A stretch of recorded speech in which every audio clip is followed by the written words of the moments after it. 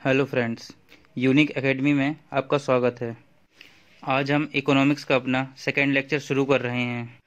इससे पहले मैं आपको बताना चाहूँगा, हमारे चैनल पर डेली करंट के वीडियोस अपलोड हो रहे हैं और साथ ही मैथ्स की क्लास भी राहुल सर ले रहे हैं, जिसका लिंक डिस्क्रिप्शन बॉक्स में है।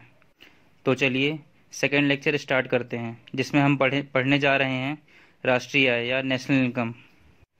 इस लेक्चर में हम लोग चर्चा करेंगे राष्ट्रीय आय होती क्या है और इसमें क्या क्या क्वेश्चन बनते हैं। चलिए देखते हैं। एक निश्चित समय अवधि में, जिसका मतलब है एक वित्तीय वर्ष या फाइनेंशियल ईयर, देश में उत्पादित वस्तु और सेवा।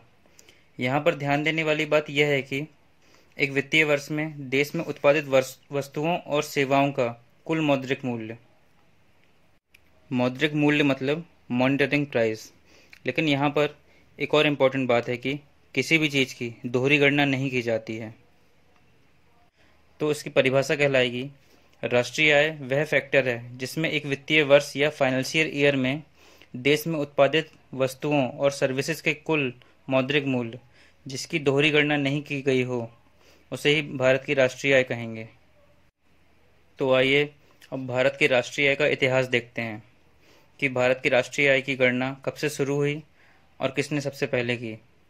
तो राष्ट्रीय आय, जिसे हम नेशनल इनकम कहते हैं, इसकी गणना सबसे पहले 1868 ईस्वी में दादा भाई नौरोजी ने की। इन्होंने बताया कि भारत की राष्ट्रीय आय 340 करोड़ है और प्रति व्यक्ति आय या पर कैपिटा इनकम 20 रुपये है। ये दोनों गणना कैसी हैं? वार्षिक। आइए हम एक बार फिर से देखते हैं। राष्ट्रीय आय, जिसे हम नेशनल इनकम कहते हैं, उसकी गणना सबसे पहले भारत में 1868 ईस्वी में दादा भाई नौरोजी ने की। इन्होंने बताया कि भारत की राष्ट्रीय आय 340 करोड़ रुपए है और प्रति व्यक्ति आय 20 रुपये है, जो कि वार्षिक है। ये सारे मुद्दे इन्होंने अपनी किताब poverty and un British rule in India में बताया। लेकिन एक समस्या यह है कि दादा भाई नौरोजी जो थे, वो एक अर्थशास्त्री नहीं थे, बल्कि एक राजनेता थे, एक समाज सुधारक थे। तो इनकी यह गणना वैज्ञानिक गणना नहीं मानी जाती। ये प्रथम जरूर है, लेकिन वैज्ञानिक गणना नहीं है। तो राष्ट्रीय आय की पहली वैज्ञानिक गणना शुरू की गई VKRV राव ने। इन्होंने भारतीय अर्थशास्त्र का अध्ययन किया 1926 से लेकर 1930 तक और निष्कर्ष निकाला कि भारत की राष्ट्रीय आय जो है 76 रुपये प्रति व्यक्ति से मल्टीप्लाई करने से निकलेगी। मतलब प्रति व्यक्ति आय इन्होंने बताया 76 रुपये। VKRV राव ने भी एक पुस्तक लिखी, जिसे हम कहते हैं national income in British India. इसी पुस्तक में इन्होंने बताया कि भारत की प्रति व्यक्ति आय 76 रुपये और इसे भारत की जनसंख्या से गुणा करने पर भारत की राष्ट्रीय आय निकाली जा सकती है। इसमें से दो प्रश्न बनते हैं। पहला, भारत की राष्ट्रीय आय की गणना सबसे पहले कब हुई? तो इसका उत्तर है 1868 ईस्वी में दादा भाई नौरोजी के द्वारा। दूसरा प्रश्न बनता है कि पहली वैज्ञानिक गणना कब हुई? तो इसका आंसर है VKRV राव ने की 1926 से 1930 तक। तो यह रहा भारत की राष्ट्रीय आय का इतिहास।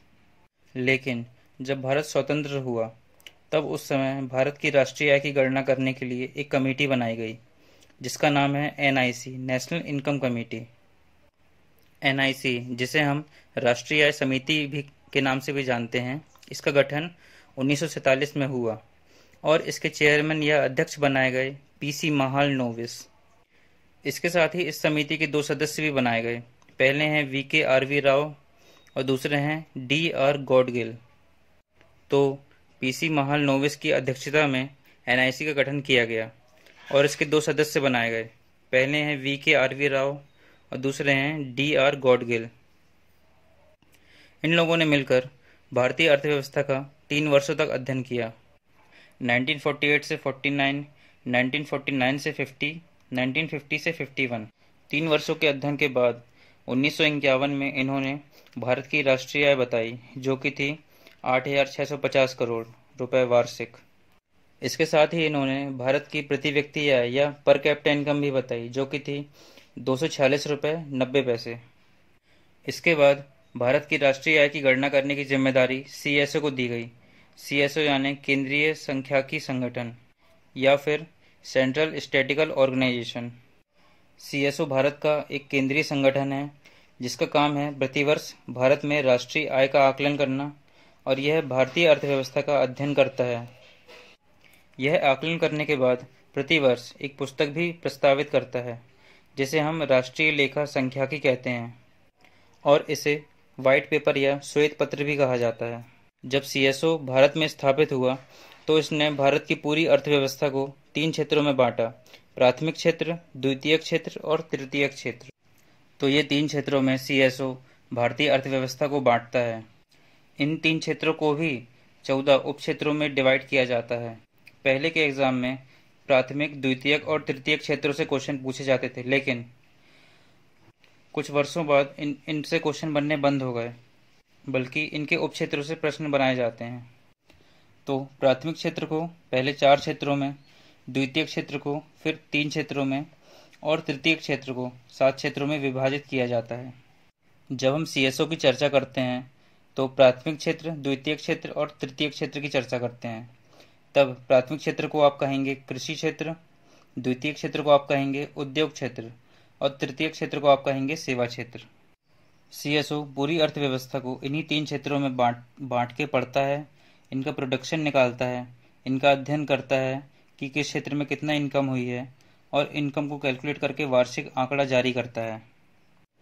जो यहाँ से प्रश्न बनते हैं वो हैं कि कोयला किस क्षेत्र का विषय है, प्राथमिक, द्वितीयक या तृतीयक? पेट्रोलियम किस क्षेत्र का विषय है, प्राथमिक, द्वितीयक या तृतीयक? तो अब हम अपने नेक्स्ट लेक्चर में इनकी चर्चा करेंगे और साथ ही ये भी देखेंगे कि जो प्राथमिक, द्वितीयक और तृतीयक क्षेत्र हैं उनके 14 क्या विभाजन हैं। आज के लिए इतना ही। धन्यवाद।